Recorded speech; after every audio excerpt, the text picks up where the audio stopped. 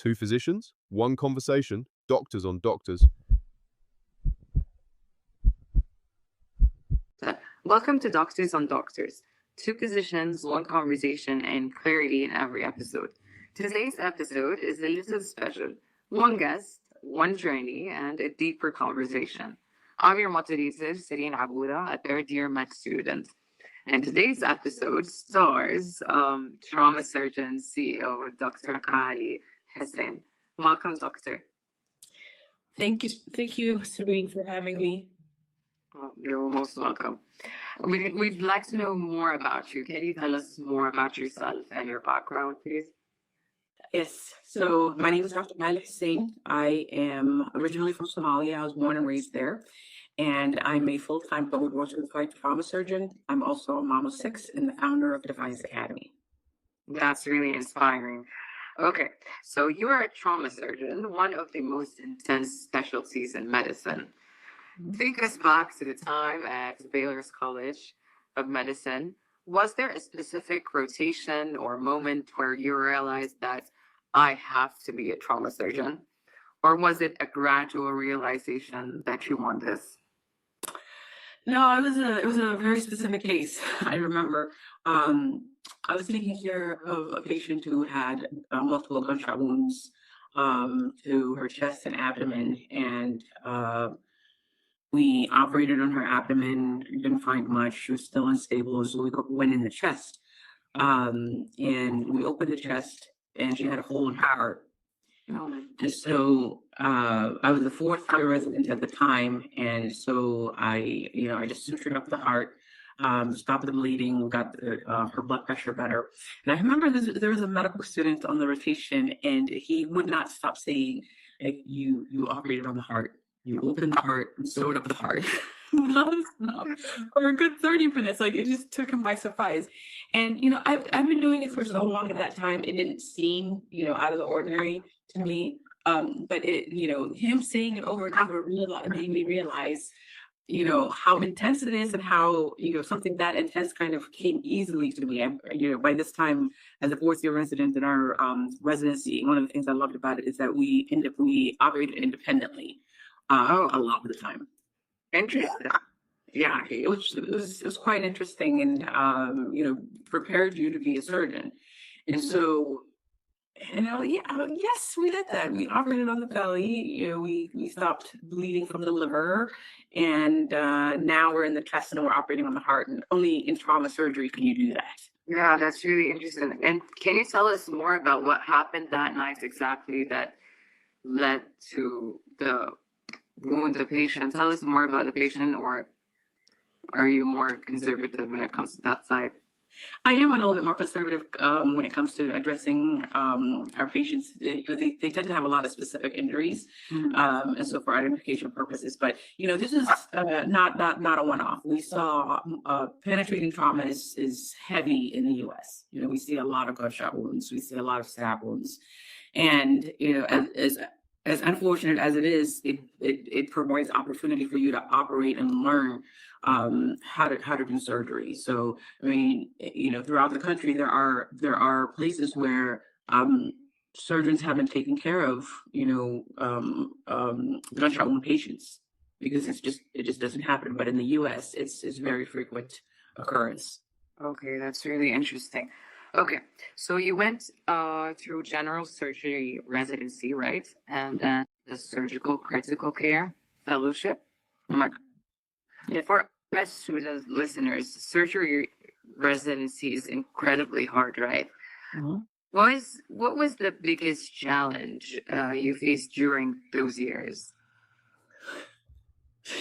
So the biggest challenge of doing surgery for me was it wasn't, the learning of surgery. It wasn't the learning of how to operate or how to learn the medicine aspect of it, right? There's plenty of books. Right? I've got plenty of textbooks to rely on. The challenge for me was navigating the workplace, navigating the culture. As a Black Muslim woman, as a hijabi, as a mother, having children, my intern year is when I was pregnant with my daughter, with my firstborn, and I was told, chosen motherhood, but we're becoming a surgeon. Yeah. And so therefore you should quit. You should go into internal medicine or family medicine or something, family friendly, but surgery is not for you. So the biggest challenge I had in navigating through surgery was, doing my job, being treated with respect, having the flexibility that I needed. That was a challenge, and that was the fight. And that is, all the skills that I've gained in trying to stay in surgery, trying to become a surgeon, trying to do it in the healthiest way possible without burning out. It created an academy, right? It was so challenging, it was so hard that I had to figure out how to do it on my own, because even all the resources that are out there did not help me in navigating the world of surgery as I am. Yeah, and as you said, it's truly inspiring because in our society, truly all over the world, you're either a mother or like a career woman. You would never compromise anything. You have to be either this or that, and then it puts so much pressure on you as a girl, right? Because you have lots of dreams and you grew up dreaming about becoming an important person, but at the same time you want to be a mother, and that's part of you as a human. But they always put you under that pressure that you're either this or that. You have to always be 100% as a mother. You always have to be 100% in your job, and that's really pressuring. And even for us now, we're unmarried women, but still it crosses our minds every now and then. Of course. And, and it's not a, unique cultural thing, in our Muslim community. It's everywhere we go. And it's around the world, and it's across fields, right? It's not a healthcare related issue. It happens everywhere. And, and there is a strategy that we've been handed that we follow as women, and we followed it for years, right? So when women got recruited into the workforce, right, the workplace never changed. The workplace is designed for men, right? The hours, if you look at it, it's all designed for men, right?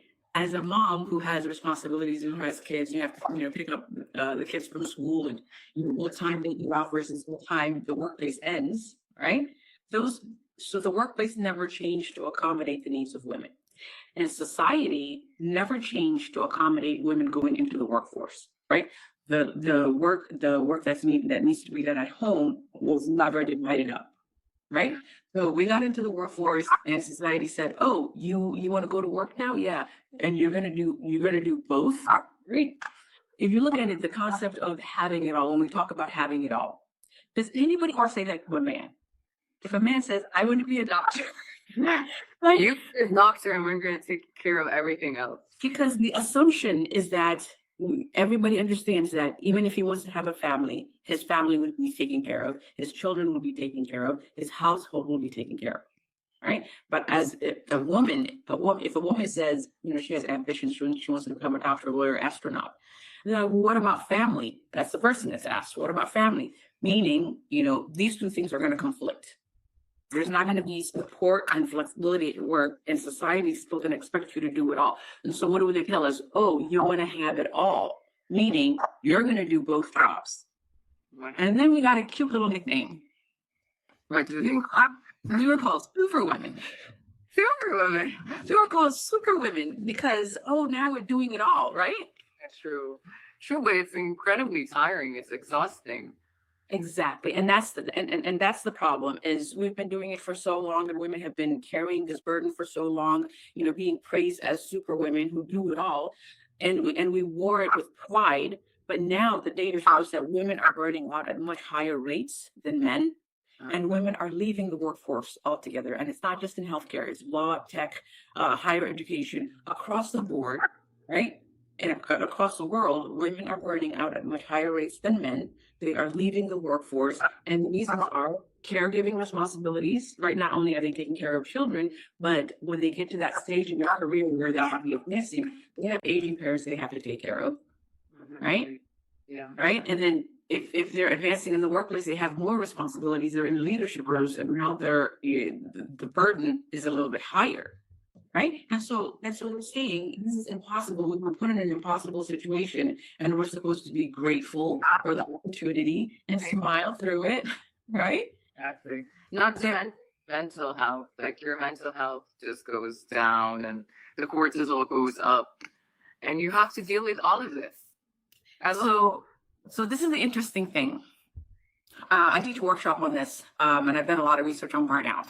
So burnout accounts for all of those things, right? And it's not just mental health, it impacts. So what happens with burnout is it's this chronic stress, chronically stressed. You never have, downtime. You do your full time at work. You come home to what we call the second shift, right? You come home to the second shift and you're on. Your mom, dad, mom, wife, daughter, all these other responsibilities. You're continuing to function. So your stress hormones never go down. You're chronically stressed. That chronically stressed state leads to your cortisol and your adrenaline always being high.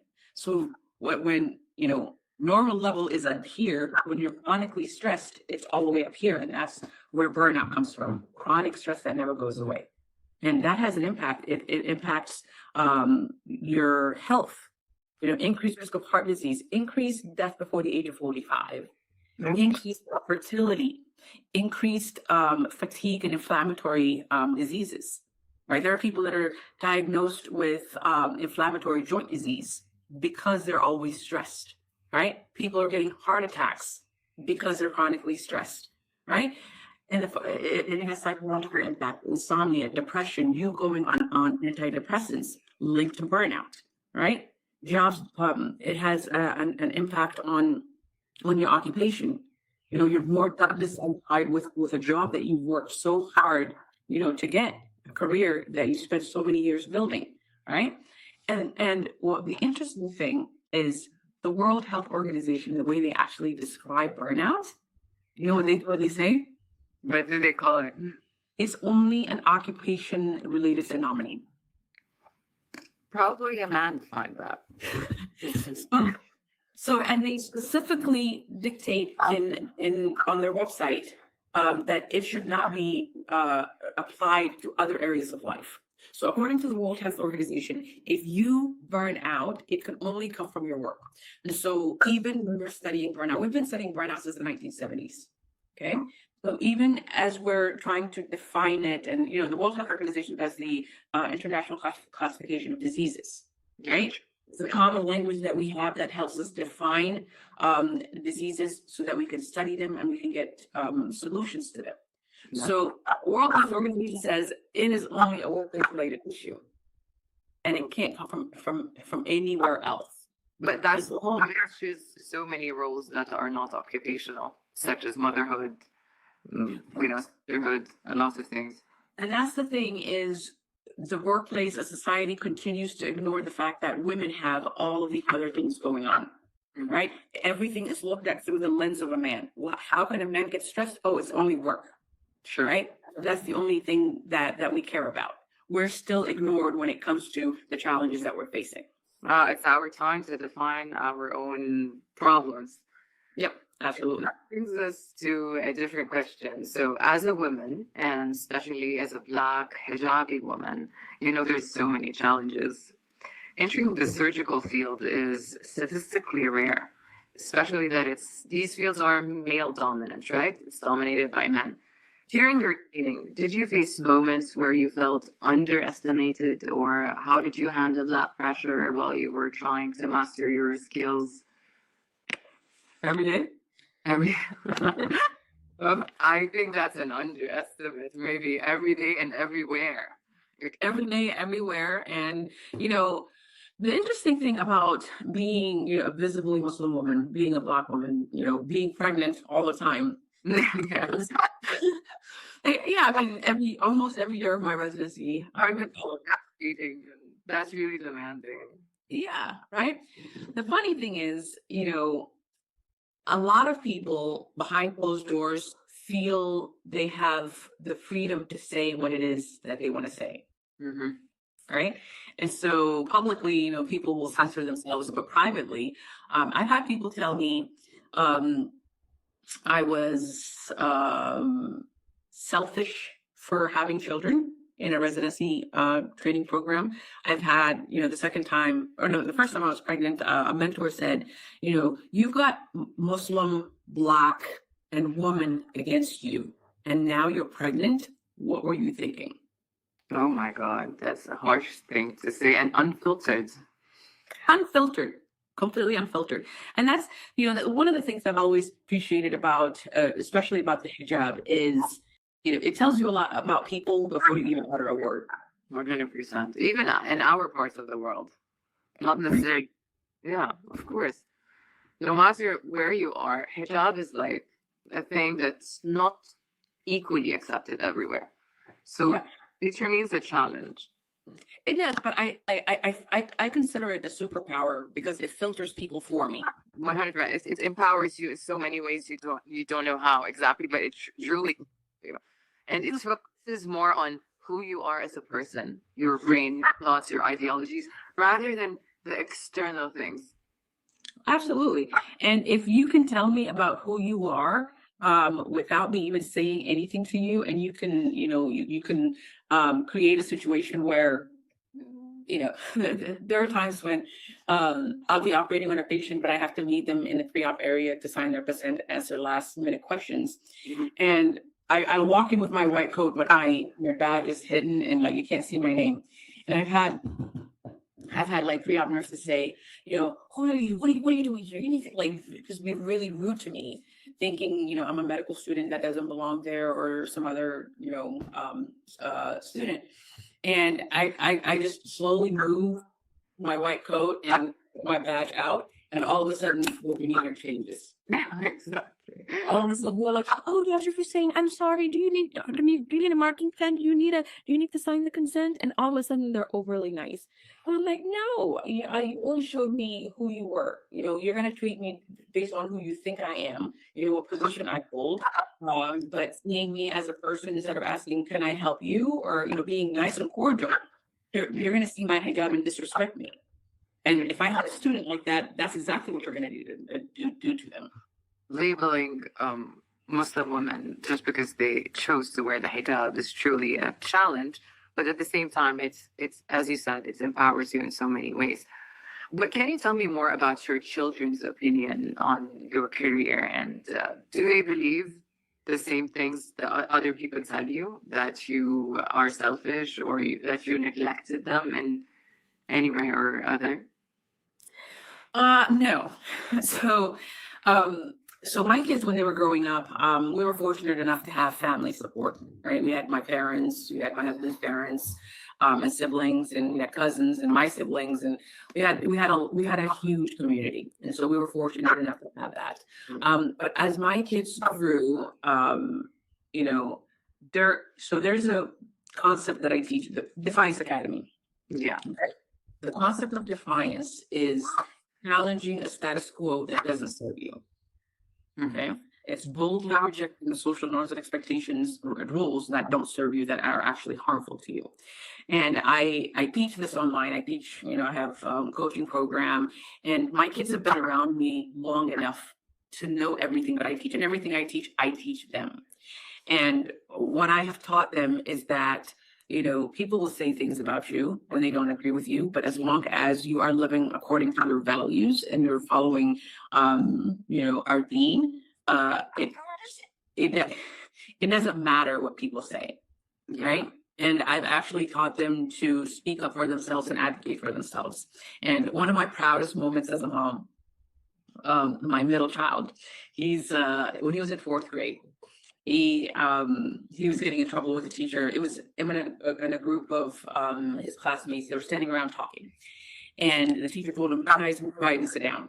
They still kept talking, and she said it again. They still kept talking. So she pointed him out, and she said, they have this reward for him. She said, Abdullahi, give me 5 stars. And he said, just me, or are we all going to give it to you because we're all talking? And she said, no, give me your stars. And he's like, okay. He's like, he started getting his stars. He said, okay, I'm going to give it to you, but I'm not the only person talking. We're standing in a group. I'm not talking to myself. We're standing in a group. So are we all giving you our stars, or is it just me that has to give it to you, and why? And she said, she's like, she didn't know how to answer, and she's like, just fine, everybody, just sit down. And she looked at him, she goes, Abdullahi, you are the most defiant child I've ever seen. And he smiled and he goes, defiance, my mom teaches that. How nice. Well, So an incredible man.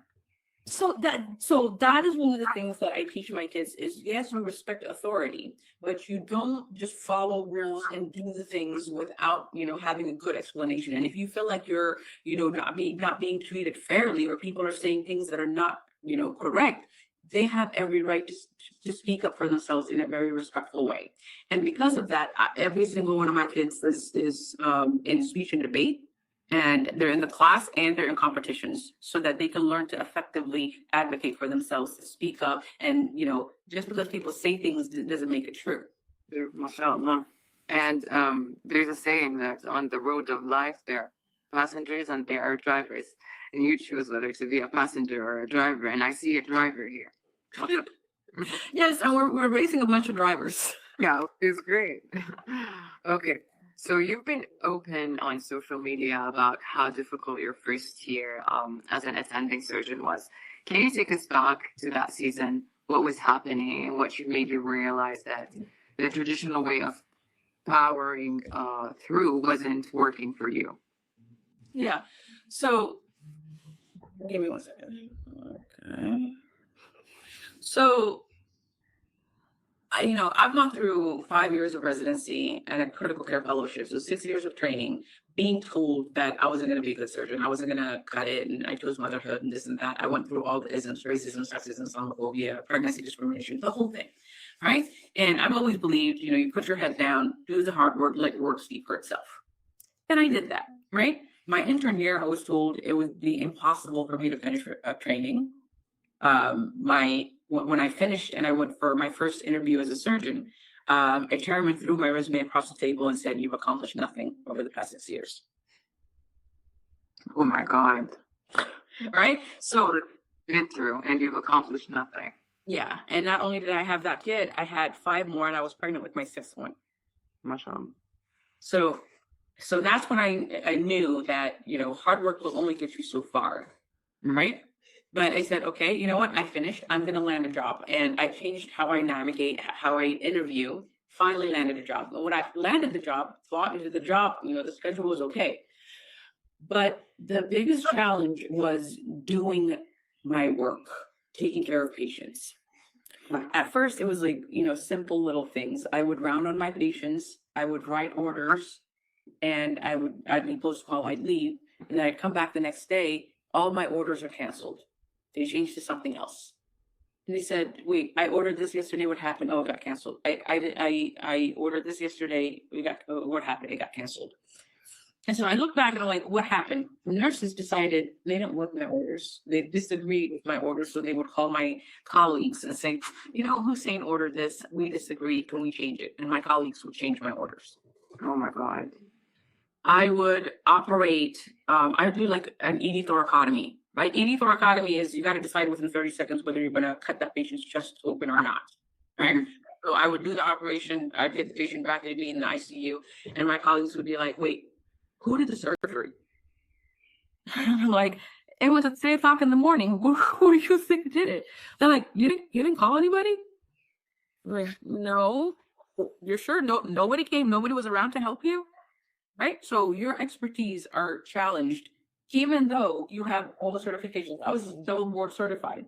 And some of my colleagues didn't have critical care certification. I had board certification in general surgery and critical care. And so I'm sitting here like, what do you mean who did the surgery? No, I did. So I was like, okay, you know what? That's just them being sexist. It doesn't matter. Then when I had to put my foot down and say this is unacceptable, was I had a patient who got into a car accident. They were hypotensive, blood pressure in the 60s, solid blood pressure in the 60s, heart rate in the 120s. They're bleeding to death. And so I'm like, okay, we got to get, IVs, blood, stat. And everybody's moving as if this patient's here for a cold. Oh my Like, God. they're just taking their sweet time. There's no sense of urgency. They're just moving very, very slow. The Is time Hmm? it was yours? The patient's fine. Yeah, I'm the trauma surgeon on call. This is like the middle of the night, and there's trauma nurses, there's charge nurse, there's techs. There's all these people around. Cooperating. Hmm? They weren't cooperating. No, they would just ignore everything I say. Oh. And I'm like, guys, we gotta go. That blood pressure is 50, Mhm. heart rate 130s. Guys, where's the blood? Finally, when I repeat myself the third or fourth time, the charge nurse looks at me and goes, "We're getting to it, okay?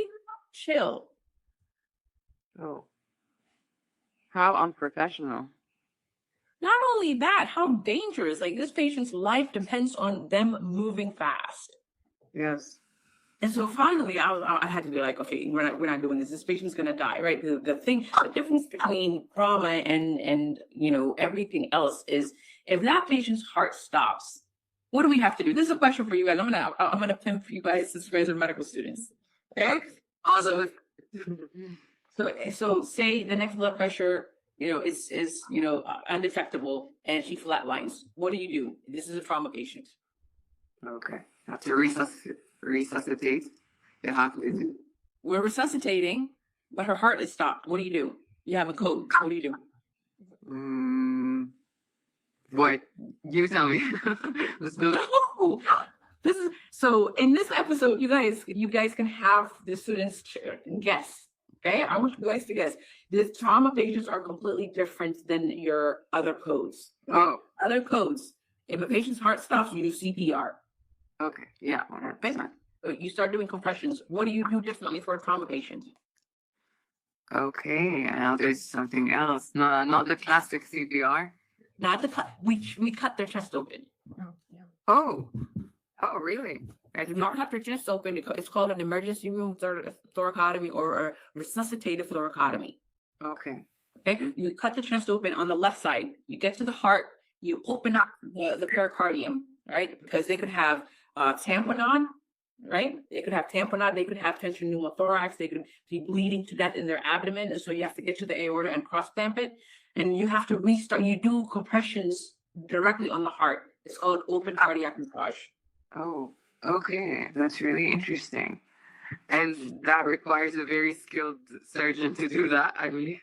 Right? And it is a highly morbid surgery. For blunt trauma, the survival rate is 1%. So for every 100 people that you do this on, only one of them will survive. It's highly morbid. Okay. Right? So the sense of urgency is much higher in my mind. Like, okay, if her heart stops because she's bleeding to death and we're not resuscitating her fast enough, we have to cut her chest open. We have to open up her pericardium. We have to do open cardiac massage. And the chances are slim. And the chances of survival are slim. Mm-hmm. Right? And so I'm standing here and they're giving me attitude, okay, chill. And I have to be like, okay, no, we're not doing this. You, what are you doing? Yeah, you go IV, 2 large for IVs now. Then they start talking back to me like, no, I'm not asking, I'm telling you, do it. I start ordering people around like aggressively. Of course I'm going to get written up. I got written up all the time. Right? I got written up every time I was on call for 6 months straight. Every single day I was on call, I got written up. Uh-huh. I would ask an EMT who brought up a trauma patient, what's the mechanism? What's the injury? How's this a trauma? They would write me up. You're questioning our call. Oh. All right. So I said, I don't care. This patient's going to die. I have to do what I have to do. So I start ordering people around. We got the blood pressure up. We scan her. We stop the bleeding. And that's when I realized, my inability to lead, my inability to navigate a very hostile workplace is impacting their patient care. Yeah. Right? My patients are going to die. And it's because I cannot navigate the workplace in a safe way because people don't respect me. People don't take me seriously. Right? I don't know what it is. Is it sexism? Is it race? Islamophobia? Is it that they just don't like me? It doesn't matter what the underlying problem is. There is a disconnect here. I can't do my job. Yeah, and the OR is a unit or a system. You have to help each other out. It's not just an operating room. This is the entire hospital. I start my work in the trauma bay. It's in the emergency department. It's with the emergency department staff. I go to the operating room. That's an entirely different set of people. That's the operating room staff. I go to the ICU. That's an entirely different staff. I have patients on the floor on the regular units, right? So I work in every aspect of the house of the hospital, and if each of those places, feels like they can disrespect me and they can, ignore what I have to say or cancel my order, I can't do my job, right? And it will impact my outcomes. It will impact my patients. Exactly. So this is what I had when I decided in my workplace when I brought this up. They're like, oh, we didn't know that. We didn't know it was an issue. And my colleagues, I had to sit down with them and say, okay, from now on, if a nurse calls you to question my orders, do not cancel my orders. You call me. You discuss my orders with me. You do not cancel my orders. And so I got my colleagues in check, right? And the nursing staff is, this was a place where it's a very small town. Majority of the people who live there have never been outside of that town. They've never seen someone who looks like me, so it's all new to them. And I mean, this place is so backwards. I went to the bank one time with me and my daughter, and we were behind this guy, and he scooted over to get his things together, and the teller called me up. And I'm standing next to him, and he looks at me, and he looks at the teller, and he looks at me, and he goes, "What's that thing on your head?" And I said, "It's called a hijab." And I was like, "Why do you wear it?" That it's because I'm a Muslim. I follow the religion of Islam. And then he looks at the teller, and he looks at me, and he goes, "Well, I thought we were a Christian nation." Yeah. And now you're not. Oh. So this is the town I'm in. And so that adds an additional pressure, I believe, being in a town. Additional pressure. We go out and everybody stops and just looks at us. And my daughter at the time, she was 6 years old, and she was in the sparkly phase. She would wear a hijab that had like all the sparkles and dresses with all the sparkles. And now someone asks her, "What's that?" No, they would just sit there and look, and they would like scowl at me as if I'm like forcing her to wear the hijab. It's like she started wearing it on her own because she's like, "I want to do my hair every day." Just like, "I'm just giving my sparkly hijab." So she loves her sparkly hijabs. She kind of outgrew it now. But that's the environment that we're in, and the hospital is that on steroids. Oh my God. Okay? So that's when I decided. I was like, no, all the hard work in the world got me in the door, right? Yeah. I'm in the room, but I can't function in that room. I can't lead in that room. I can't do my job in that room. So I felt like I needed strategy. I had to find a different way to lead. I'm in a very toxic environment. All of those environment was helping. And so I went to a women in medicine conference in Chicago, and they were talking about the challenges women face in the workplace, right? Pay gap, research funding gap, grants gap, all those things. And it was a very good talk. And so, the Q&A session came up, and I went and said, this is what I'm facing. This is a challenge I'm facing. This is not new to me. As a resident, I went through all of this, and I overcame it. Eventually, it was hard work. Residency is a short period of time. All I had to do was keep my head down, do my work, get my degree moved, right? But now I'm at a point where I have all the degrees, I have all the certifications. It doesn't matter because I can't do anything with it. I can't take care of my patients because my ability to lead is impacted by all of these things. What do I do? And the queen of she who's answering the questions said, "I don't do race," and ended the Q&A. Oh my God. Even in a conference that was supposed to shed the light on such a cause. Yep. She said, "I don't do race," and she ended the Q&A. And, I like to give people grace. So I said, maybe she's uncomfortable answering me publicly. So I approached her and I said, "Okay, I know that was a tough question. What can you tell me about, this is challenging. It's as challenging as, a pay gap. It's more challenging than pay gap. Pay gap, I can negotiate. If they're underpaying me, I can say, you know what? I'm not doing this. I'm going to, negotiate someplace else, or you pay me more or I'm leaving." Right? She looked me dead in the eyes and said, "I don't do race," and walked off. Oh my God. And I had at least 15 women come to me afterwards, say, "We saw you talking to her. First of all, I can't believe she said I don't do race publicly like that. Second, did she even give you an answer?" And I told them, no, she didn't give me an answer. she really does not do race and she'd rather not talk about it. And that brings us to one of your quotes, which is, "You're not broken. You're just navigating a broken system." Yeah. Can you unpack that? How are we navigating a broken system? So there's this image that I teach in my workshops about the workplace that we navigate. Okay. We were led to believe in this false idea that we are equal and that we are on an equal playing field. Like the whole concept of equality erased who we are as women, majority of what what our lives and what our values are. Right? We said equality because we do the same work and we should be paid the same way. Everything else about us got erased. Right? That equality assumes that we're on a level playing field, that our career ladder is the same, right? That the networks these people have, the good old boys club, we don't have that. We don't have access to that, especially if you're a woman of color, especially if you're an immigrant, especially if you're from a minority background. Your ladder is broken and it doesn't even reach the top. You don't have access to leadership. I was at the bottom of that ladder. I couldn't even get on the ladder. I couldn't even land a job. Okay, so that's who you are. Because of who I am. Like I would go on interviews and they'd be excited and pursuing me nonstop. And like, "Oh, we love you. You don't have any lawsuits. You have all these, your numbers look great. You have 2 board certifications," and they would pursue me. And then we would interview and they're like, "You have how many kids?" Yeah. The culture here is not a good fit. Oh my God. In a country that claims that they're open to so many things and different. Literally, I would have people chasing me nonstop and emailing me, messaging me and like, "Can we, we'd love to take you out and we'd love to do this, we'd love to do that." We have one conversation and they're like, "Oh, sorry, no." So that's number one. That's the broken career ladder that we're climbing. Okay, that's number one. Number two is, as we're climbing that ladder, we're not carrying the same thing. That man is up there. He doesn't have a worry in the world about, dinner, kids, homework, parents.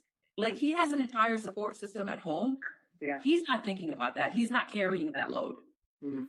Right? We're climbing a broken ladder with a baby on our backs, groceries, thinking about, okay, you're working and you're getting off and thinking, okay, do I need to stop by the grocery store? What am I making for dinner? Is the kids is that kid's homework done? What project do I need? Did I buy this? Did I make this appointment? Did mom take her medications? Do I need to make her? All these things are going through your mind. Your colleague, he's like, "I'm gonna go out and hang out with the boys." Exactly. We're completely different. We're very different responsibilities. Right? The third system that we're navigating that's broken is social norms and expectations. Okay, and the social norms and expectations, the way I like to imagine it and the way I portray it in that image, is there's an anchor that is heavy and is on the floor, and there's a chain attached to it, and it's attached to women's ankles. And as she climbs up that ladder, that anchor pulls her down. Like, there's only so far that she can go. I want to give you a very good example of what that means. As women advance in their career, as they go up that career ladder, and as she makes more money, there is a strain in relationships, and the divorce rate increases. It has always been a thing that men are scared of strong women, and lots of men make fun of that. But when you're talking about salaries increase, or when your educational background becomes better and better, the divorce rates become higher and higher. So that's the data shows that, right? And so the way I see it and the way I visualize it and teach it in my workshops is that is a broken system that we're navigating, and we're supposed to be equal to our colleagues who don't have any of those constraints. And we're supposed to think that the same career strategy that works for them without any of these barriers should work for us. And it doesn't, right? Hard work for them is probably enough, right? And they get in the right room and they have the right personality, they have the right background, the right connections, and they can go as high as they want. Right? I can have the same training, same background, same everything, and I have a hard time even getting in the room. And when I get in the room, I have a hard time staying in that room. Mhm. Right? And so we have to get our heads out of the sand, and we have to be realistic about the systems that we're navigating. We are not on a level playing field. We are not equal. Right? And from a Muslim standpoint, from an Islamic standpoint, we are physiologically different. Allah subhanahu wa ta'ala has created us differently. Right? I have these discussions with my colleagues. I am not the same as my male colleagues. You cannot compare me to my colleagues, even though some of my colleagues I work with men who also have 4 or 5 children. Mhm. Like, I'm a mother, he's a father. We are completely different. Yeah. And there's some mothers taking care of their children back in the house. But Exactly. Yeah. As supportive as my husband is, he doesn't have the same worries as I have. The things that I think about, the things that I worry about physiologically, Allah has wired me to be a mother. I think and act like a mother, right? And just because I work does not change that. And that's the problem with society is society has never changed to accommodate women going into the workforce. We never provided the support that they need. We just assumed, oh, I'm going to work. Here's you're doing both, right? We said you're having it all, you're doing it all, you're being a superwoman, you're doing both, and now we're giving her 2 full-time jobs and patting her on the back for being a superwoman. And so when we're burned out, when we say this is no longer sustainable, the load is too heavy, we can't do it anymore, we want her, and these women blame themselves. They think I am not strong enough. exactly, self-sabotage is a thing when it comes to being a career mom, and like you're working and you're a mom at the same time. And that brings us to your academy. You created a 12-week career strategy. And can you tell us about the philosophy of this 12-week? So the strategy is called the defiant career strategy, and it's based on the concept of defiance, and it's the opposite of compliance. Compliance is what we've been doing for years. Mhm. We've complied with the system. The image that I just pictured for you guys, right? We're climbing a broken ladder with a baby strapped to our back, with carrying groceries with an with an anchor that is keeping us down, that has a chain tied to us, right? We can't navigate that by time managing, our way out of it. We can't self-care our way out of that, right? We have to acknowledge that reality that we are not on a level playing field. And so defiance says we are no longer willing to be compliant with this. Exactly. We've been compliant with this for so long. We've been compliant with carrying the heavy load, saying, okay, incrementally, slow changes, will help us, make our ladders a little bit better. Incrementally, we'll talk about the social norms and expectations. Once I prove myself, everybody will accept that women can do it all, can have it all, so things will get better for us. Absolutely not.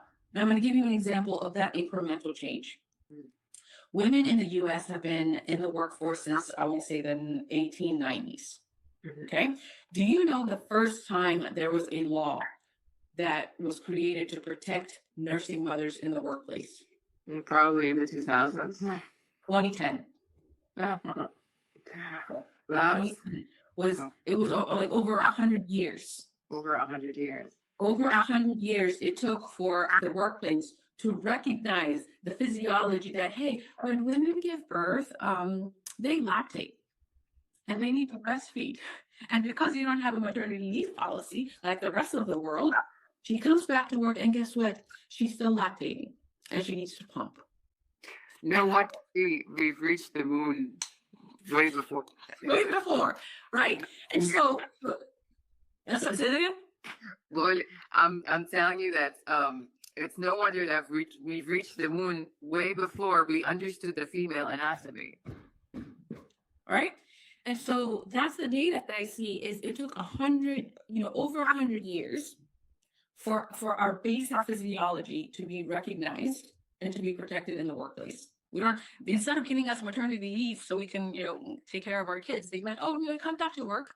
We'll give you a small little room for you to go in there and help. Oh my God. Right? And so that is a small incremental change. And if I had waited for that kind of change, I would have left surgery a long time ago. Mm-hmm. Right? My program did not have a maternity leave policy to speak of. The only option that I was given was, you're done. Go real medicine and family medicine, something family friendly. Yeah. right? And so I had to be the one to say, okay, yeah, no, I'm not doing that. I'm going to be a surgeon, but how do I stay? I need a maternity leave policy. We had to go create it ourselves. We had to go to the OBJ department, copy theirs, and incorporate it into ours, right? I had to find a way for me to stay. I had to find a way for me to continue my training, while having kids. And so the concept of defiance is saying, yes, the system is broken. Yes, social norms and expectations haven't changed to accommodate us, and there's still so much burden. Defiance says we refuse to accept that. Mhm. And we find our own ways of navigating our life and career without burning ourselves out in the process, because we're no longer willing to carry that heavy load on our own. We're no longer willing to climb a broken ladder. We create our own opportunities by being strategic about it. And social norms and expectations, if they are detrimental to us, we don't follow them. Right? And it creates, and it's a challenge. Being defiant is challenging because you're going up against the status quo. Right? And so To make all these waves because we want a system that benefits us as women. exactly. So the other option is, wait another 100 years for us to get a tiny little, incremental change. I don't have 100 years. Right? Except with all the AI and technology, you don't know what happens next year. We have no idea, right? And I have a daughter. I don't want my daughter to be going through the same stuff. I don't want her to wait another 100 years, for her to get what it is that she wants and to live through, these challenges as a woman. Mhm. And so defiance, basically what I teach is the skills, the strategies, the communication skills, to advocate for yourself, get what it is that you want, create the life and career. And because there are going to be repercussions, because people don't like it when a woman has boundaries, people don't like it when a woman speaks up and advocates for herself, right? A man who speaks up and is confident is a confident leader. A woman is able to be or not, right? Yeah. So what I teach in Defiance Academy is we no longer accept the status quo, Mhm. and we will learn the skills. The Defiant Curve strategy will teach you the skills to go against the grain in a very strategic way. A lot of people misunderstand the concept of defiance as being confrontational and fighting and arguing. We don't do that. Yeah. There's no need, you don't need to waste that time and energy fighting with people and arguing with people. When I first chose the word defiance, a lot of people were like, it's such a, it has a negative, it's a very small word, and I chose it on purpose, Yes.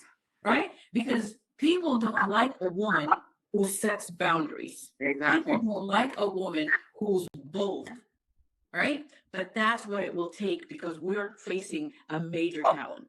Yeah, because polite women seldom make waves, and we want women who are strong enough to challenge anyone and everyone when it comes to their. And sometimes the strength is not challenging and picking fights. Exactly. Sometimes, Use your answers wisely. yeah, sometimes it's looking at somebody gaslighting you and asking you, trying to get under your skin and pick battles with you. You looking at it and saying, it's not worth my time, but it's still getting them to do what it is that you want. Yes. All right. Yeah. So the way I teach it is some of our strategies. It's like you're playing with checkers. So somebody's playing checkers and you're playing 3D chess. Mhm. Right? That's the skill we teach is how do you play 3D chess while they're still playing checkers. Interesting.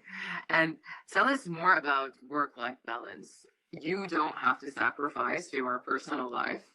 And at the same time, you can do both without burnout. How do you teach other women to achieve that all without burnout?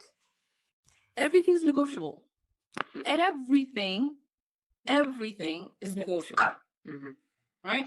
I think one of the biggest problems that we have when it comes to navigating our life and career is that we treat them in silos. We treat I recently had actually in one of our coaching calls, one of our members said, this is a completely off topic, has nothing to do with this, but I'm looking for, a spouse, how do you go about it? And I said, what do you mean this has nothing to do with this? It has everything to do with it, right? The conversations that you have with a potential spouse can determine your career success, right? If you don't have that conversation early on and set expectations, You have no idea what that chain, that's as you go up that career ladder, are they going to be the chain that's pulling you back and saying, "Oh, you already have a master's degree, why do you need a PhD? You're already enrolled at this level. Why do you need to apply? Why do you need to apply for a higher position? You have no idea, right? The spouse that you pick. Say that again. You have to know if you are both on the same page. People don't think of it that way. Mm. Right? And so the strategies that we teach are not just professional, they're life lessons, like they're life skills, right? The conversations you have in your community. I remember there's a story that I tell of my mom and her friends in my journey when I was going through, from college all the way until I became an attendant. And she would always tell me these stories. For the longest time, I'm like, Mom, why are you telling me this? But it makes for what actually helped me see our community for what it is, right? Mm-hmm. When I got into medical school, I told her friends, and she would, and they would tell her, she's going to medical school, she's gonna be a doctor. Yeah, she's never gonna get married. I finished, right? I finished medical school, and I got into surgery, and they're like, and I was getting married right after I graduated. Like a week later, I got married, and then a month later, I got started residency. Oh wow! Right? It was very close. So they found out I got into surgery residency, right? And they're like, oh, she's never gonna get married. I get married a month, right after graduation. They're like, oh, she's married now, but she's becoming a surgeon. Yeah, she's never gonna have kids. Yeah. I have my first kid my intern year. She tells him, so like, oh, she, all that training and she's having a kid. Yeah, and she's gonna become a stay-at-home mom. Yeah, what a waste. I went back to work. But I went back to work, and they're like, she had a kid and she went back to work. What kind of mother is she? What kind of mother is she? Same thing. I kept having kids going back to work, having kids going back to work, and it was always the same thing. Selfish mom. This is not, this is the problem with career women. They have kids and they just throw them out, go back to work. That's all they care about. I finished my training. I landed a job. Oh God, we have somebody cutting our grass. That's okay. Can you hear? Yeah, perfectly. Okay. And so, and then finally, I graduated. I landed my job. I had, my work schedule was really good. At first, I had time with my kids at home, and all of a sudden, the same people that were calling me selfish and a bad mom, all of a sudden, like, can you mentor our daughters that they can do both? Interesting. Now the tables has turned. The tables have turned. So that's the thing is, work-life balance is the two are integrated. It's not work here and then life, and they're two completely separate things. The two are integrated, and every relationship, every decision that you make, the conversations that you have, they impact each other, right? And unless you know that, you're going to assume, you're going to make decisions based on assumptions. Yeah. Right. And that's where things go wrong. I once read that women are like crabs in a bucket. If one woman tries to escape, the rest of the crabs are going to pull her down. Do you agree or disagree? Well, so I agree to a certain extent. And my work is fueled by trying to oppose that mentality. Okay. And so I agree to a certain extent because a lot of the times the people that have told me that what I'm trying to do is impossible were women. Right. I remember the first time I met a Muslim woman physician, and I was wearing hijab. She wasn't wearing hijab, and I was in high school, and I told her, I want to be a doctor, I want to be a surgeon, and she was the first person to tell me no. She was the first person to tell me it's impossible. Take off your hijab. Oh, and you want to have a family? I don't even worry. Don't even think about it. It's impossible, right? And for the longest time, I thought, what a terrible thing to say. But now, in hindsight, I see it as, that was her that was her mindset and her limitation, right? It's programmed that way, and she thought if she didn't do it, then you can't do it. Yeah, and so, and I think that's why a lot of women are like that because they feel like that's all they deserve. They're all in the crap. They're never going to get anywhere. And they feel almost protective, pulling the other women down, saying, stop wasting your time. Right. And so, and the other thing is when I first started sharing my experience and the fact that I had 6 kids, one of the saddest things that I've seen is I've had a lot of women message me and literally tell me, stop flaunting your kids in our faces. Some of us had to sacrifice and give up having kids. Mm-hmm. And so it's this unfortunate, sad thing that, people have made compromises and have made decisions because they felt like that was their only option. Mm-hmm. Right? They were literally that was one or the other, and they chose career, and they feel like they never had that choice, or they didn't have the support system, or they just weren't willing to put themselves in that situation where they would be forced to choose, where they chose, career over motherhood. And so, for those kinds of situations, I feel sad that they were put in that situation, and I don't take it personally because I know it's not a personal thing. It's a society that has created that false dichotomy for us, that shows us that these are the false options that we have, right? And it didn't equip us enough to fight back and say, no, we want both, right? And so the way my work and what I do in Defiance Academy is understanding that and teaching the system for what it is, and that it's not a personal failure, right? The problem is a lot of us are led to believe that we can have both or not based on our own limited ability, right? If we can't do it all by ourselves, then we shouldn't be able to have it all. And that is false, because there's no man that's doing it all. There's no man that's doing both. He has an entire support system. He has a workplace that's designed for him.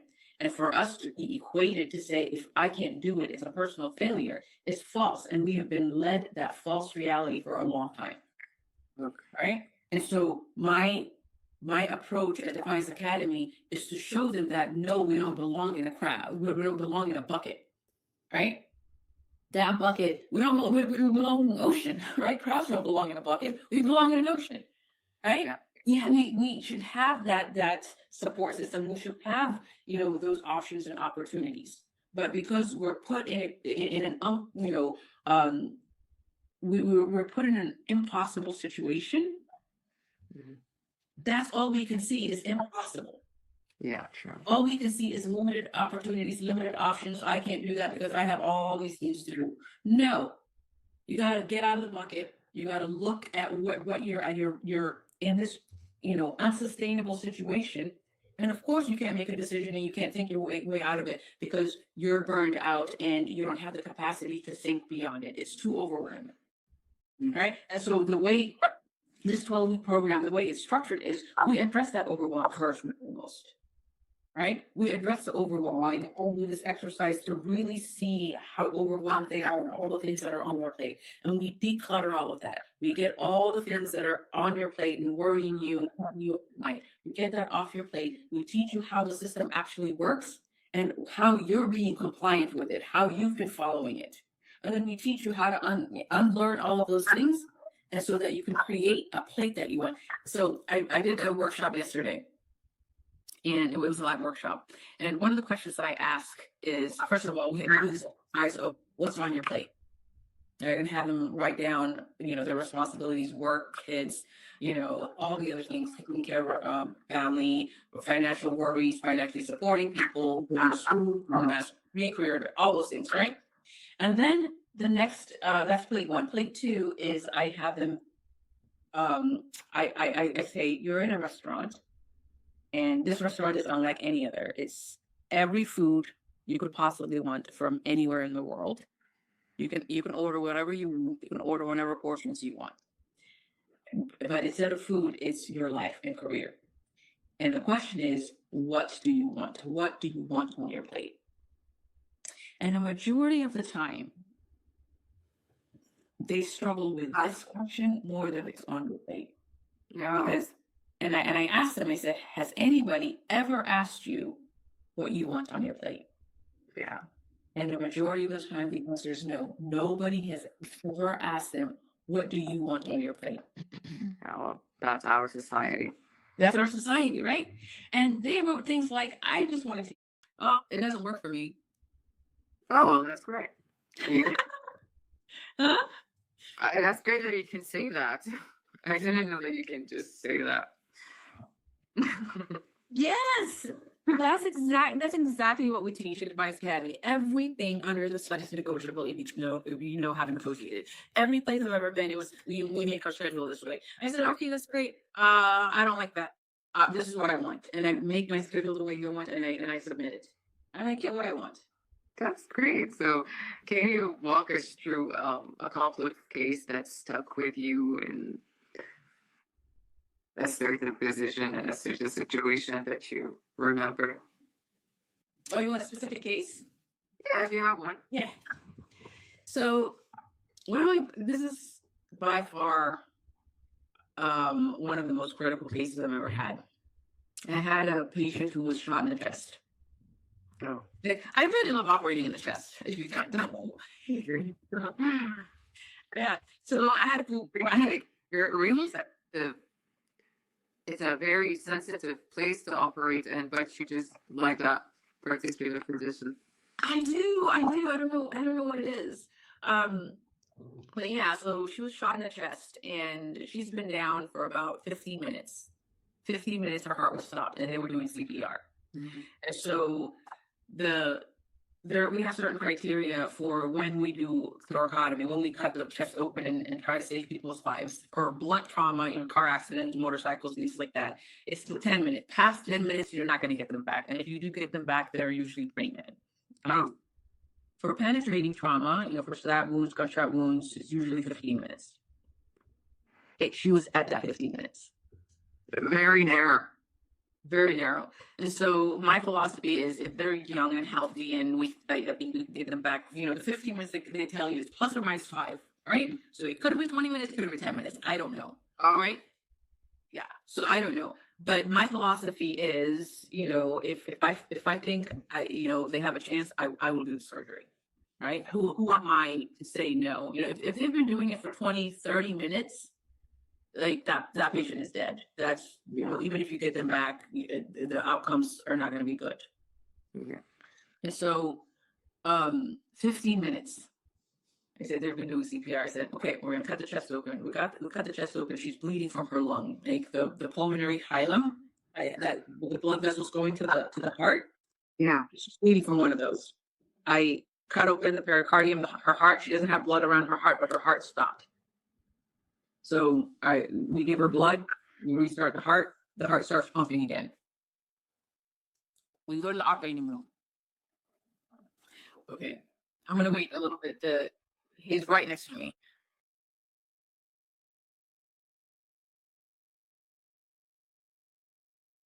Can you hear that? Yeah, but your voice is louder. Okay. It's always Monday morning. Yeah. Yeah. Okay. So. Oh my God. Okay. Okay. I think so. All right. So. So we get her back. We go to the operating room. Okay. And we go to the operating room. She's bleeding from her pulmonary hilum, all these vessels. Right. So I don't know what a tracheotomy is. No, actually, I do not know. Okay. So is it related to the trachea? No. No, it's a tracheotomy. So when a bullet goes through the lung tissue, it creates a tract. Oh, wow. Okay. So yeah, it creates a tract. So you basically otomy. You know what an otomy is, right? It's cutting, right? Right? So you basically cut the tract. So you find the hole, the entry and exit, right? You find the two holes.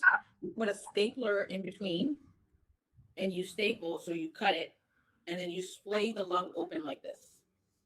And then you can find at any of the bleeders, you can find it like inside. So you basically, that tract is a long cylinder like this, right? You put a staple in between, you staple it open, you staple the ends and you cut in between. That's what the stapler does. And you fillet it open and then you can find the bleeding vessels and you can suture like it. Yeah, okay. Yeah. All right. So she had this was going down to her hilum. So we went in there, opened it up, sutured all the bleeders, controlled the bleeding, and then she started getting sicker. right? Her diaphragm, so I'm in the left chest, her diaphragm starts bulging up. So I'm like, okay, did the bullet go through the belly? And her airway pressure started going up, and the anesthesiologist is like, I'm losing her, I'm losing her. And so I go down and I cut the abdomen open to see if there's anything in the belly. She didn't have any injuries in her belly, but it was just compartment syndrome. You know what compartment syndrome is? No. So abdominal compartment syndrome is when you're resuscitating patients, you give them a lot of blood, you give them a lot of fluids. The pressure in the abdomen sometimes goes high and it compresses your vessels, it compresses your kidneys, it compresses the blood flow return to the heart, right? And it causes a lot of problems. And so I cut her abdomen open. She had compartment syndrome. It got better. Her pressures got better. She had no injury there. It was just we were giving her so much blood so quickly. And so I'm like, okay. But she's getting sicker. We can't clear her carbon dioxide. Like, so she's like severely acidotic. She's in respiratory acidosis. And so I have my backup trauma surgeon coming in. I may have to resect her lung, but if I resect her lung, she's not going to do well. She's going to die. And so I said, okay, we need to repair this lung. I can't cut it out. I called the CT surgeon. And so the CT surgeon comes in, and we're trying to, my backup surgeon comes in, and he's like, you already got her back? Yeah. Well, when she first came in, her pH, what's a normal pH for a human body?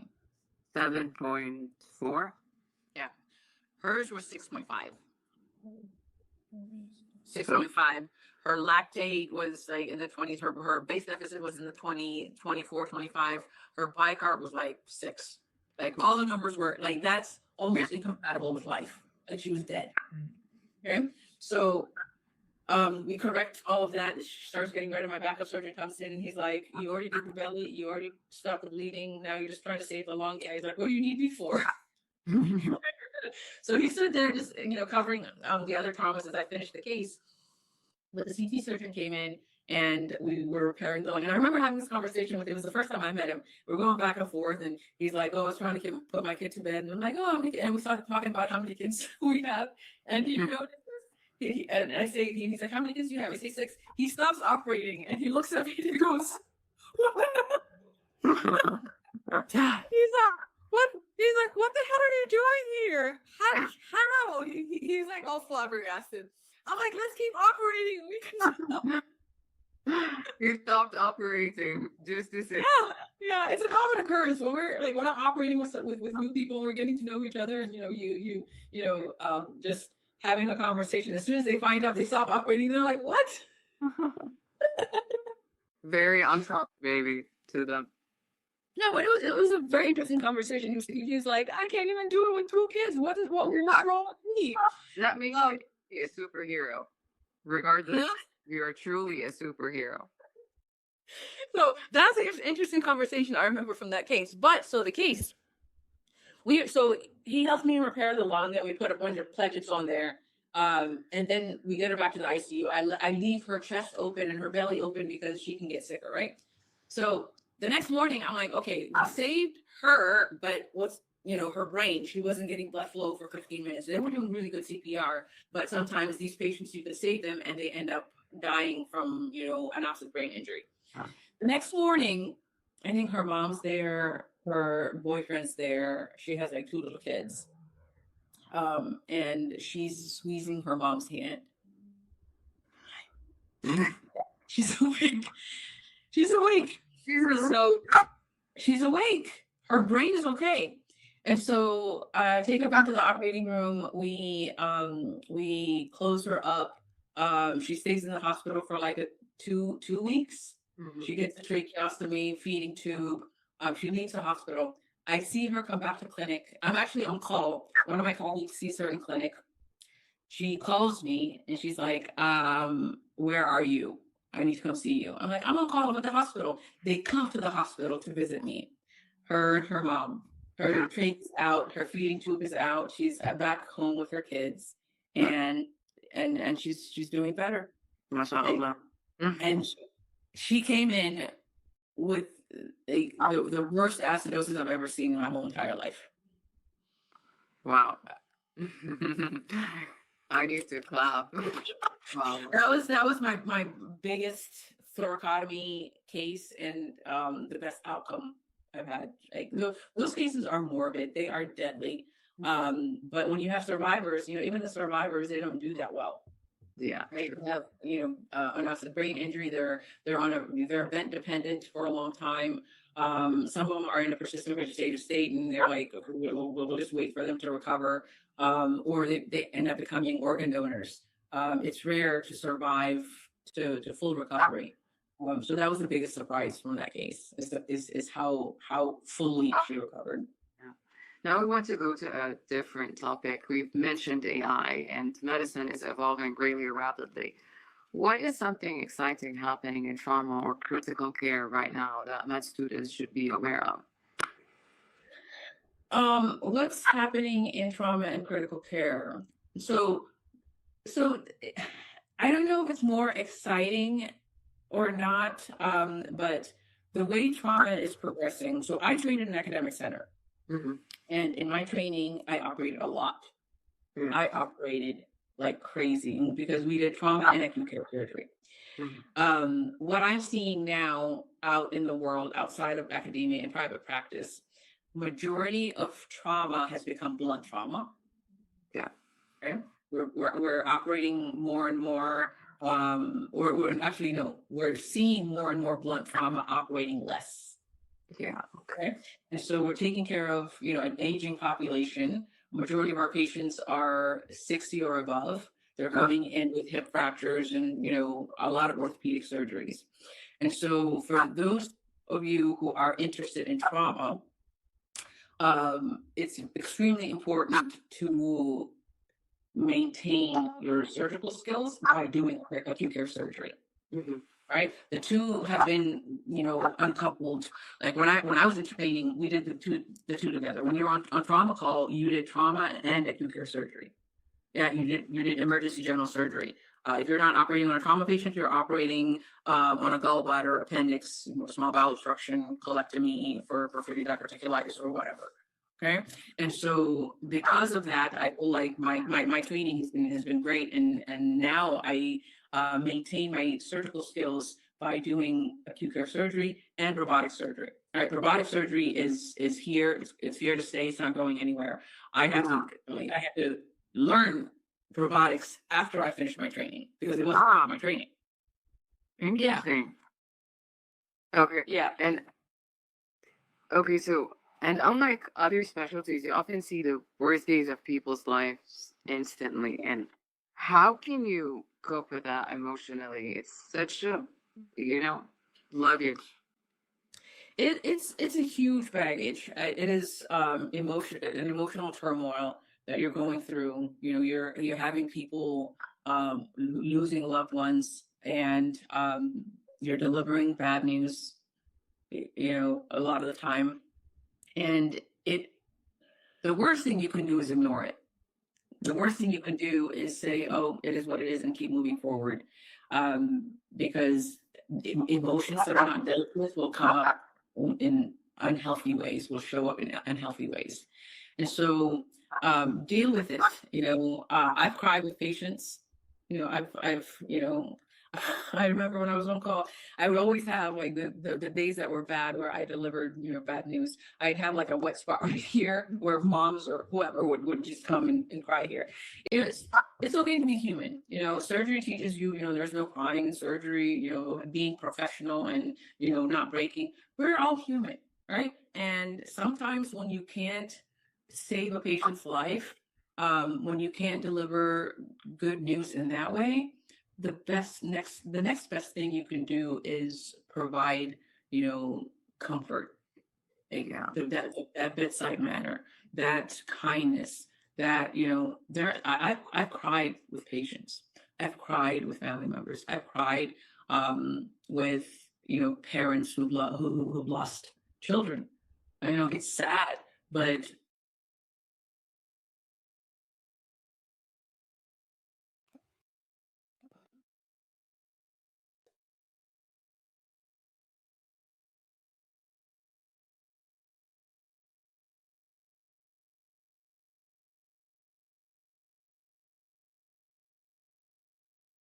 Like a lot of us. I promise not in some, or even I, yeah.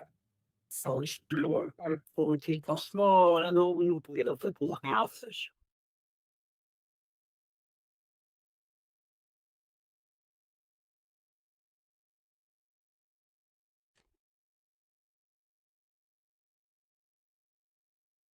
ماما هلأ قطعت الواي فاي ليش؟ ماي واي فاي هلأ قطع على تليفوني وعلى اللابتوب. ايش اعمل؟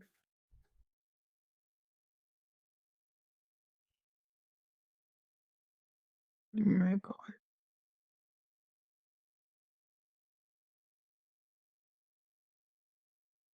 We're becoming numb. It means, we should reevaluate whether we should be doing this or not, because it's not something we should be numb to.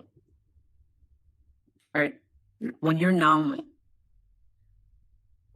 you stop caring, you stop being worried, you stop being cautious. Well, and the reason I only work half the month, I put all my calls together, and then I take a chunk of time off, is because when I'm there and when I focus, that's what I'm focused on. I'm focused on work. I'm not distracted by, I have all these other things to do, right? But like all my other things are delegated and taken care of.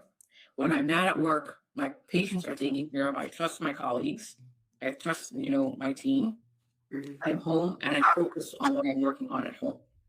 And if I had a bad week, I give myself 2 to 3 days to unwind, recover, go get a massage, journal, think, and deal with it. And then I can get back to other aspects of my life. You gotta deal. Hmm? You gotta deal with all the pressure that it has accumulated. Yeah, and that's exactly why I make my schedule the way I make it. It has been the thing that has been the most freeing when it comes to dealing with the emotions, because there's nothing worse than going back, home. You have different worries and you have different responsibilities and different anxieties, and then you go to work and you have these things, and two are it's cross. I feel like I'm ADD. I'm like, I can't do that, or ADHD. Like, I can't do that, right? And so I like organization. I like systems. I like having things, I'm doing, and that's the importance of focus, right? This is where there's a misunderstanding of multitasking, right? This is one of the things I teach in our programs is we have this false idea of what multitasking is. Oh, multitasking is this great thing. It's not. And there's actually, I think it's a Russian proverb, if I remember correctly. Multitasking is like chasing two rabbits at the same time. They're going in different directions. You can have both of them. You can't have either of them, right? Because you're chasing both. You're going back and forth. If you focus on one, maybe you can catch one, right? And so that's exactly how I plan my life. Is I don't mix things. I deal with one. I have two major jobs. Mhm. 1, 2, 3, I guess. If you count those kind Of a podcast, right? Huh? You're a co-founder of a podcast. Yeah. So the professional.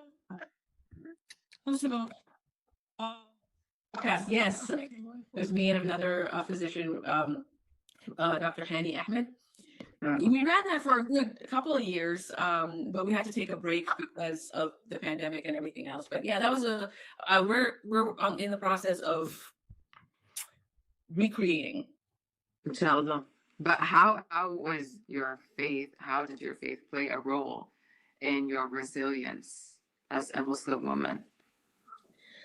It played a huge role. It played a central role because a lot of the challenges that I faced, majority of the things were out of my control. Right, I can only control so much. I can control what I do and how I react to things. But when you're facing, challenges, when you have, when I was in college, I had a professor threatening, to call the medical schools I was applying to tell them that I was unreliable. He took, the letter of recommendation he wrote for me. I would be on interviews where people would be talking about my hijab and how I don't even know how to practice my religion. I've had people threatening, that I'm not going to be a surgeon. So I've faced, multiple barriers where people were not very shy about, either direct threats or direct, racism, sexism, Islamophobia, all kinds of discrimination. And so, and the power dynamic, which a lot of people don't talk about, right? A lot of coaching programs and women's empowerment programs, we don't talk about the power dynamic, right? When you're in training, when you're a student or a resident or whatever, the challenges that you're facing and the people that you're facing up against, they have way more power than you, right? And you speaking back to them, or you reporting them or writing them up, those have consequences. Those have real consequences. There's a lot of retaliation. And what I found is that all the resources that I would look to would tell me to do these things that I knew were dangerous, right? And if I did it and I faced retaliation, there's no guaranteed protection. And the people that are telling me to do those things themselves wouldn't do it. Yes. Right? And so I've always relied on Allah subhanahu wa ta'ala, and I truly 100% believe in توكلت على الله وكفى بالله وكيل. I do my part, right? I tie my camel, I do my part, and I leave the rest to Allah subhanahu wa ta'ala. And that has not failed me one bit. صحيح ونعم بالله. Okay, so we have so many IMGs. We are international medical graduates, and sometimes we feel that the system is against us. They often feel that they have to work twice as hard for half the recognition. What is your advice for these IMGs who are trying to enter such a competitive field? So I think you can build a resume as much as you want. At the end of the day, everybody's going to look at the same pieces of paper, and it's a sea of very highly accomplished, competitive people. Right? What makes a difference is relationships. Get to know people. Make connections. That's the strategy. Right? So I'm actually glad we said work twice as hard to achieve half as much. Right? That is the strategy of compliance. That's what we've all been taught, right?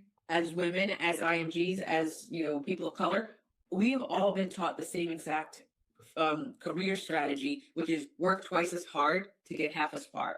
And what I've seen, my own experience, and I teach this in this workshop, is that has failed us. That has led us to burn out. That has led us to, maybe you get in the door, but you're not going to survive in that room. Okay, work twice as hard can only get you so far. It will help you have a CV that will make it to that table, right? But it's on a pile of a lot of other CVs. Sure. Right? And so what's going to make yours stand out is they look at the name and I recognize that person. They were in my clinic. They did a research paper with me. They went to this conference. They came and asked to volunteer or to shadow in the hospital, right? Face-to-face connection, getting to know people, emailing people and saying, can I do this research? Can I, what do you need help with? Can I shadow you? Can I do this rotation? The people who show up and show their face, those are the people who are going to be recognized and are going to get opportunities. Work twice as hard. Yeah, you can do all of that. But if you want, I can name you a whole bunch of people who got into the programs because they were there. They're like, I'm going to do research. They sat in an office for like a year or two doing research. And then finally a space opens up for, surgery residency. They know top of mind who's going to get that surgery position. Yeah. It makes you that. There's what? It makes you the candidate, like the person they want because they know you, they recognize you. Exactly. That's what it takes. I have a lot of friends who are international medical grads, and they're amazing surgeons. I don't know when the position is going to be available, but it's going to be mine. Right? Yeah. They showed their face. They showed their face. They volunteered. They said, "Okay, I don't have a position yet, but you know what? You want me to volunteer? Sure." Right? It's an unfortunate thing. It's an unfair situation to be in. But if you want that spot bad enough, you'll do what it takes. Sure. Okay, now, last but not least, if you could leave one thought with a listener who is currently burnt out, feeling like they can't balance their dreams with their life, what would you say to them? I would tell them it is not their fault. There's nothing wrong with them. Okay? They are probably doing way more than they should be, and to give themselves some grace. That they're probably following a very old, outdated career strategy that tells them you have to work twice as hard, right? That is the idea that I'm trying to fight. That false, belief that you work twice as hard and that will guarantee you success is only a portion of the story. Okay, hard work will get you so far. Beyond that, it'll burn you out. Okay, if you rely only on hard work, you will burn out. Okay, hard work is necessary but not sufficient. You need strategy. So if you're burning out, it is not your fault. A lot of the people that come to me and they're burned out, they're blaming themselves. All right, so that's the first thing you need to do is stop blaming yourself. It's not your fault. Thank you very much, Doctor. This was Doctors on Doctors, real conversation between physicians for those still finding their way. See you all in the next episode. Thank you very much, Doctor. You're absolutely welcome.